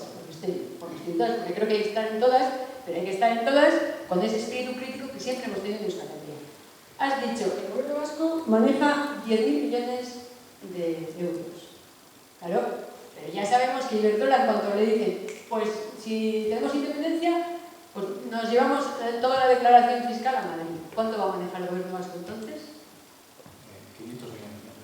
¿Para qué maneja el gobierno vasco todo ese dinero? La universidad es instrumento de transmisión de la ideología dominante. ¿Para qué se está usando todo ese dinero? Pues para, poco a poco, yo no digo perder la plaza, yo uso otra expresión, que es que nuestros padres querían que nos colocáramos y nos colocamos tanto que nos quedamos narcotizados, totalmente colocados, porque entregamos nuestra fuerza de trabajo a alguien y en este momento quienes tienen la suerte, entre comillas, de estar trabajando, están trabajando para el sistema de dominación. Para las multinacionales, o sea, ahora se grita en Durango, en la soca de Durango, ¡Jota, qué! ¡Ir a vaciarte! ¿Para qué? Pues para que la multinacional Candy te vuelva a coger en tu puesto de trabajo. O sea, para que el maltratador le vuelva a coger en su puesto de trabajo, le gritan ¡Jota, qué! ¡Ir a vaciarte! O sea, estamos perdiendo un poco, los papeles hemos perdido un poco el norte. Entonces, termino con esto. Tú has hablado de la democracia. Me vas a perdonar, pero ese es otro problema que tenemos, que nos vamos a nuestros antepasados democráticos y nos paramos en Grecia. O sea, ¿qué es Grecia para los 18.000 años que llevamos viviendo en Santi Mamiñe? Si Grecia es antes de ayer. O sea, Grecia no es un modelo para Euskal Herria. Euskal Herria tiene un modelo de organización, un modelo cultural de organización democrática, que no hace falta, o sea, la palabra democracia es griega. O sea, nosotros somos mucho anteriores a los griegos y tenemos un modelo cultural que es el ABC, auzolan, que es trabajo comunitario, batzarre y comunal. O sea, en ese modelo nos tenemos que apoyar y partiendo de eso construir sin ir a mirar a ninguna parte. Que no tenemos energía, ya hemos vivido sin luz y sin agua y no hemos sido menos felices de lo que somos ahora. Si ahora la gente se está tirando por los balcones porque no puede pagar, porque le van a quitar el puesto de trabajo y vais a tirar por los balcones, no fastidies, hombre. Y por último, en las cantinas de los cuarteles decían que ponían mañana se fía, hoy no. Por lo del derecho a decidir el día de mañana. Mañana se fía, hoy no. Bueno, las próximas intervenciones, por favor, un poco más cortas, porque hay gente que ha pedido salir mientras damos la palabra que ya contestando. Adelante. Yo solo labur esango naiz. Primero un pequeño preámbulo para decir que me ha parecido interesante la alusión que has hecho en Ecaña a Karl Marx, porque los que nos formamos políticamente en los 60-70, pues nos formamos fundamentalmente en la ideología marxista. Y uno de los grandes logros del sistema ideológico capitalista neoliberal ha sido meternos a todo el mundo, o casi todos, y hay una razón anterior que estamos perdiendo todo el sentido crítico, en decir que ya las ideologías se han acabado, al fin de las ideologías, y ya no existe lucha de clases. Y en cambio, en asuntos concretos, y ahí viene la pregunta, en asuntos concretos como de la fiscalidad, que es totalmente necesaria, una fiscalidad justa para conseguir, valga la redundancia, la justicia social, parece ser dentro de nosotros, dentro de nuestra Euskal Herria, hay dos modelos. Se ha visto en los últimos debates que ha habido sobre el planteamiento fiscal de la Diputación de Guipúzcoa y la Diputación de Vizcaya. Entonces, hay sujeto ideología, hay datos económicos, entonces podríais hacer alguna alusión a esas propuestas diferentes en cuanto al sistema fiscal. Voy a ser muy breve porque el sistema fiscal es un tema amplísimo. Mucho tiempo no tienes. No creo que hay dos modelos. O sea, el modelo es el mismo. Es como si vas a comprarte un traje y tienes el mismo modelo, simplemente uno de manga corta, otro de manga larga, uno un poco con bolsillos, el bolsillo que es el mismo modelo, simplemente es que están intentando reorganizar los recursos impositivos de otra forma, pero el margen de maniobra es mínimo. Fijaros, más del 50% de toda la recaudación, eso son estadísticas fiscales, de toda la recaudación de las haciendas vascas ya son impuestos indirectos. Estos son el principal, el IVA, los hidrocarburos, o sea, las gasolinas, el tabaco, la electricidad, los seguros, todos esos llevan, los alcoholes, impuestos indirectos, más del 50%. No lo podemos tocar porque es competencia exclusiva hasta el tipo, lo hemos dicho antes con el IVA, del Estado. Entonces, todo eso ya no lo puedes tocar. El tema del IRPF.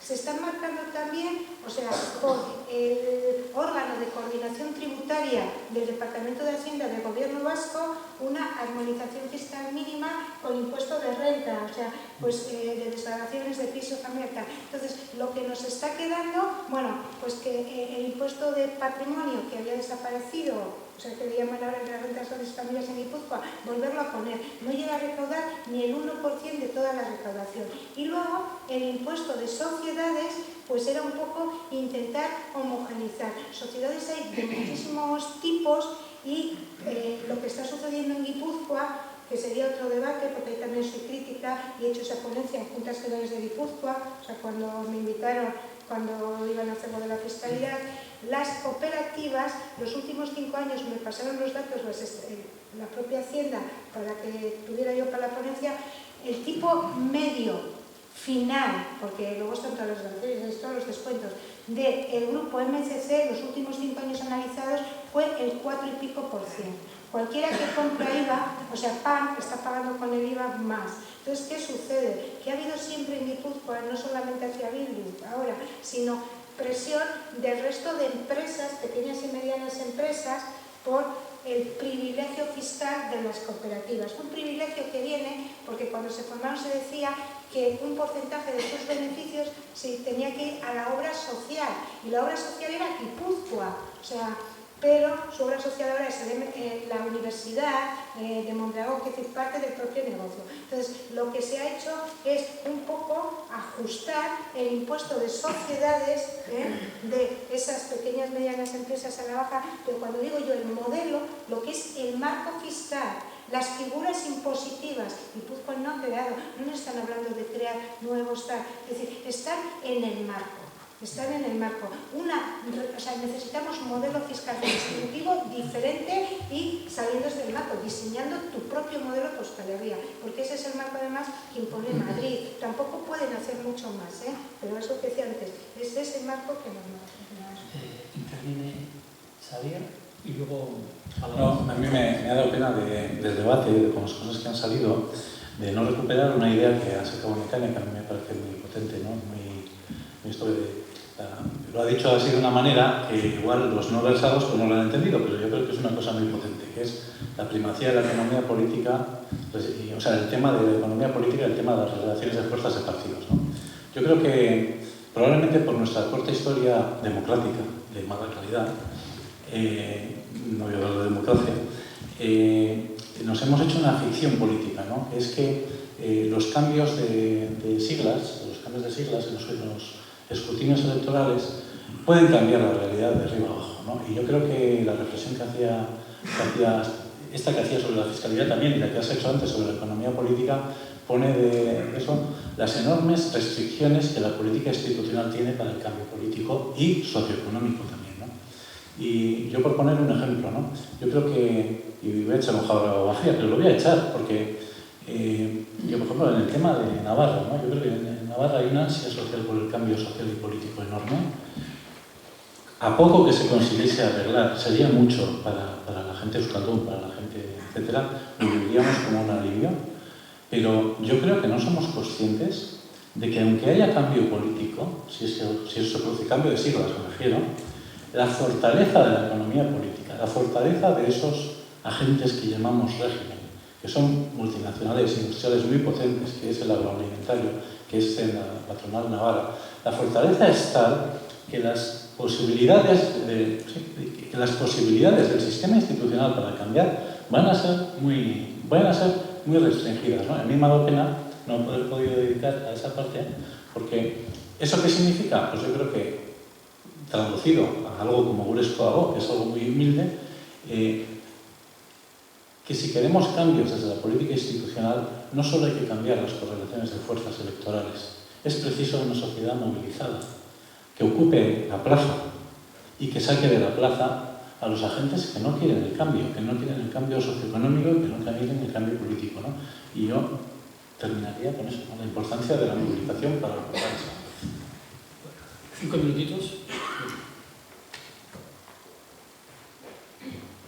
Yo quería hacer referencia a lo que has dicho, Anza, sobre el proceso de transición, que fue un proceso fallido.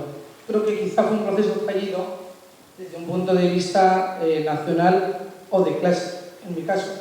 Pero yo creo que la transición fue un triunfo.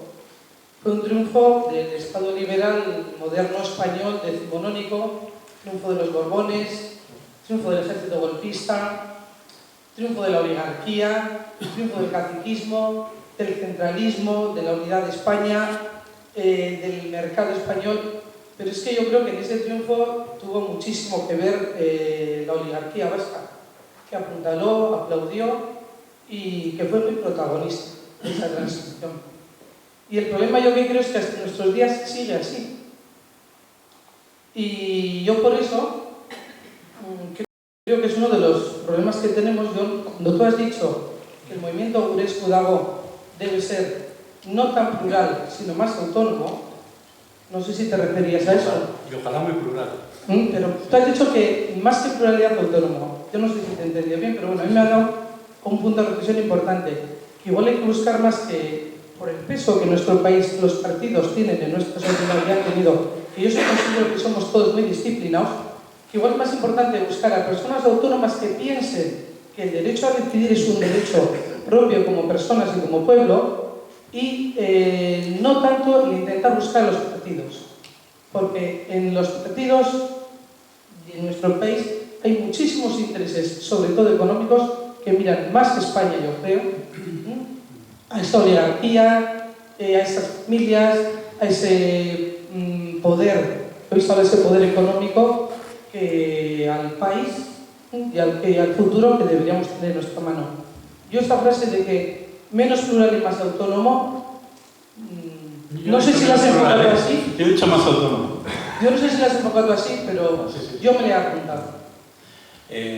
No, yo solo decir, la transición se hizo, como se hizo, yo estoy plenamente de acuerdo con tu lectura de la transición, pero aquello es el pasado y se hizo con lo que la correlación de fuerzas de aquel momento daba. Para mí el drama no es cómo se hizo la transición, la correlación de fuerzas dio para hacer eso. Es decir, y no hay que lamentarse con el plano. Sí, el problema es que a día de hoy no se puedan revisar los grandes errores que se cometieron en la transición. Que a día de hoy no se pueda revisar el tema de la monarquía. Ese es el drama, para mí. Una palabra que diga. Si me dejáis un minuto. Bueno, no, si alguien tiene todavía. No, era por. Hay 4 palabras pedidas. Entonces te diría un minuto a cada uno y luego que cierren la ponente. Bueno, lehenengo eta behin eskerrak eman dizkizuet gure etortzagatik eta esan dituzuen gauzengatik. Labur izan nadila esaten didate eta bueno, nik ere pentsatzen dut bilatu behar dugula batzen gaituena, eta nik uste dut kontradizioak bilatu beharko genizkiokela ados ez daudenei. Nik uste dut polarizazio bat eman dela Katalunian adibidez, eta gurean ez dala eman polarizazioa. Batzuk oso lasai daude, autodeterminazioa edo eskubidearen aurrean. Eta nik uste dut hor dagoela gure lana. ¿Cómo podemos que se definan los que están muy cómodos en ese no definirse en cuanto al derecho a decidir? Y bueno, en general me parece que han sido unas grandes intervenciones las que ha habido a lo largo de la charla, y luego simplemente pues me ha gustado también la ABC que has nombrado, Auzolan, Batzarre y Comunaro. Yo creo que había que existir ahí. Y luego, si habría, no pido ninguna receta ni ninguna fórmula mágica, pero cómo se podía convencer a la gente de que, como decía ayer Gloria Aguirre al final de la crónica, que quiten una gana de que se movilice más, con más ilusión, que sabemos que estamos en una época difícil en ese sentido.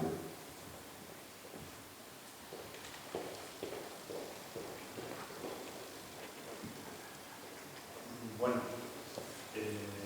pues estoy bastante de acuerdo con bastantes de los planteamientos que habéis hecho desde la mesa, en el sentido de ligar la soberanía con las cuestiones sociales, porque creo que realmente la soberanía va mucho más allí del derecho a decidir si estar con España, con Francia o estar independientes.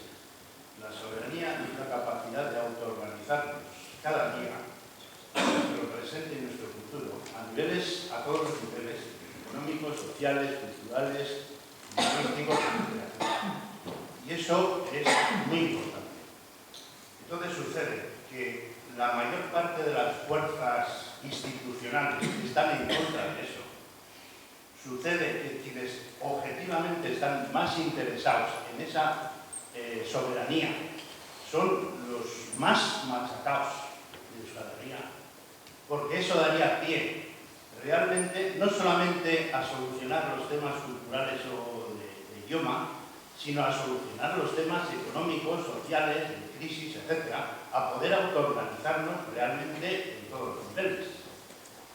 Yo creo que en ese sentido tenemos que cambiar un poco el discurso, dando a entender que la soberanía no es solamente una cuestión, no sé, lo que algunos llaman nacional así o nacionalista, no, la soberanía es una cuestión que nos afecta a todos y sobre todo pues, a los más machacados, porque es la vía de emanciparnos, de empezar a emanciparnos y a cambiar las cosas, ¿no? Entonces sucede que, bueno, pues la mayor parte de los partidos, como el PNV, como el PSOE, etcétera, etcétera, no están por ello.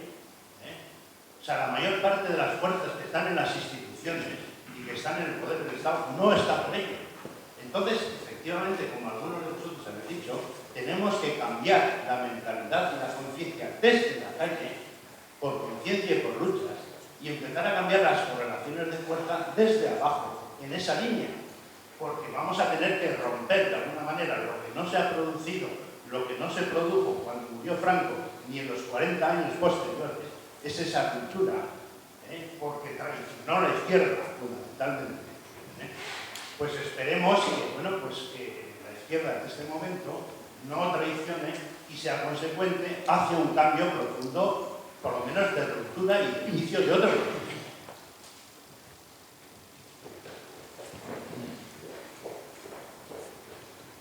Es una pregunta que igual la habéis hablado porque he llegado tarde, o sea que disculpa si es así. El tema, ¿cómo puede afectar en la estructura económica, o sea, en la viabilidad económica de Euskal Herria con relación a la situación geopolítica mundial? O sea, quiero decir, o sea, muchas veces se ha comentado, ¿no?, que realmente la independencia real no existe en ninguno de los países que están dentro de la Comunidad Económica Europea, porque al final depende de que llegue la tela para que la gente pueda seguir manteniendo su alto nivel de vida y al cual no está dispuesto a renunciar. Claro, eso es trasladable a Euskal Herria, un país que teóricamente dice que es rico, que bueno, habría que lo podrían matizar mejor, pero la realidad es que se tiene que seguir estando montado en la bicicleta de lo que es Europa para poder mantener toda esa situación y esa actitud, o sea, esa desigualdad de cara al resto del mundo, ¿no? Entonces, ahí están emergiendo pues, otras realidades,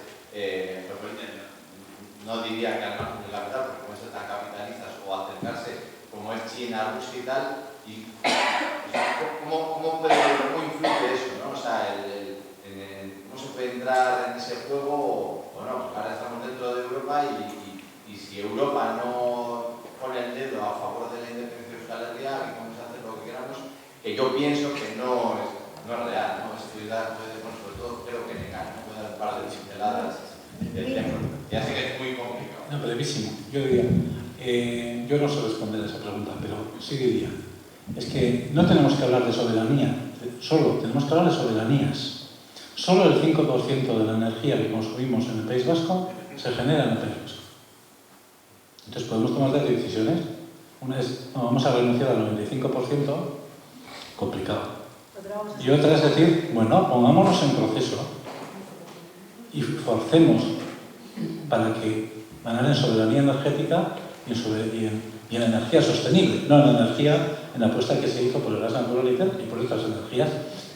Pero tenemos que imaginar procesos y tenemos que imaginar que solo para esa lucha, la de las energías sociales y demovilizadoras que hay que gastar son tremendas. Solo para esa. Ya si te metes en alimentaria, soberanía alimentaria, pues fíjate, ¿no? Quiero decir, yo creo que tenemos que empezar a pensar no solo la soberanía, sino las soberanías.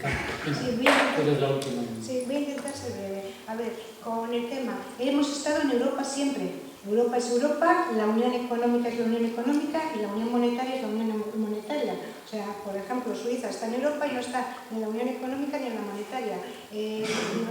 Gran Bretaña está en la Unión Económica pero no en la Unión Monetaria. O sea, que somos Europa. Otra cosa es ya también lo que nos han hecho jugar, que fuera del euro no hay vida. Eso es otra cosa. No somos receptores netos de Europa, aportamos. Antes os he dicho cómo se calculan los flujos. El Estado español, o sea, las arcas de Europa, ya veis, para la deuda soberana que dice Rajoy, hemos puesto tanto para Grecia. O sea, todos los países ponen a escote, según su población, una serie de parámetros. Y para eso, para Euskal Herria, eso es competencia no asumida. Eso se recalcula en el curso. Nosotros lo ponemos en curso, pues podemos ver qué parte de la aportación a Europa que hace el Estado español hemos puesto y qué hemos recibido de Europa, vía todos los fondos europeos. Los fondos europeos van a Madrid, menos muy poquitos que son regionalizados, van a los Estados miembros y los Estados miembros los reparten. Entonces, te puedo garantizar que estaríamos bastante mejor situados, no tenemos que tener miedo, pero es que además no es obligatorio estar en el euro. O sea, hay países que voluntariamente no lo están. Es un debate grande. Lo que sí, quería acabar, además por lo que tú has señalado, que los análisis de estructura económica se hacen más básicos que nunca. Mira, yo aspiro a doble nacionalidad, a ser un día vasca y catalana. Catalana porque allí nací y vasca pues porque me siento de aquí, me habéis acogido siempre muy bien. Pero me llaman mucho a Cataluña en la última época a hablar de mi libro Independencia, de reivindicación histórica a necesidad económica. Y entre los que me llamaron, me llamó el Círculo de Empresarios de Barcelona. Y allí salió el tema, bueno, nadie entiende por qué Euskal Herria, esta es la dinámica tan... cuando ellos están en otra cosa tan floja. Pero bueno, y estaban haciendo un análisis, bueno, y ellos mismos dieron la respuesta. Yo también he hecho el análisis, pero dieron en el clavo. En el debate entre ellos dijeron, es que el empresariado vasco no tiene nada que ver con el empresariado catalán. Y eso es estructura de política económica. ¿Por qué? Fijaros, el BBVA, ¿dónde tiene toda su expansión? Latinoamérica. Cuando va a copar mercados latinoamericanos, ¿quién va? El rey, el ministro de Exteriores, o sea, cuando el rey se paseaba con todas las multinacionales, pero así podemos hablar de Gamesa. ¿Cómo creéis? Estos, los que hacen los trenes, la CAF, que se las dan en Oriente Medio. ¿Quién creéis que es el gran comisionista del Estado español? Pues el Juan Carlos y su familia. Van, consiguen, mueven las empresas. Entonces, la empresa vasca, o sea, prefiere, o sea, a ese gran Ministerio de Exteriores, ese conseguidor de contratos, porque desde ahí le viene la tradición, o sea, y está posicionada de otra forma. Por eso tenemos que entender muy bien la estructura sociopolítica, o sea, socioeconómica, para entender hasta dónde puedes dar de sí lo que antes decíamos, las opciones políticas. Y es un análisis muy, muy interesante, pero no tenemos. Bueno, al final nos ha faltado tiempo. Bueno, pues como decía al principio, muchísimas gracias por venir. Al principio teníamos dudas de que la gente se iba a ver. Bueno, estamos aquí, creo que hemos hecho, tanto los ponentes como las intervenciones han sido muy profundas. No sé si con eso de la pluralidad y la autonomía, yo creo que Urrescu Dago, por lo menos en Baracaldo, se ha desnudado, y yo creo que las ponentes, bueno, las contradicciones y con contradicciones hay que reconocerlas y seguir avanzando. Y lo dicho, que nos sirva lo que hemos oído y lo que hemos reflexionado conjuntamente para cuando tengamos que razonar con otros que no quieren hablar ni de derecho de decidir, ni de autodeterminación, ni de independencia, que bueno, que tengamos algunas pautas que nos sirvan para dar pasos adelante. Es que de caso Tortzagatik.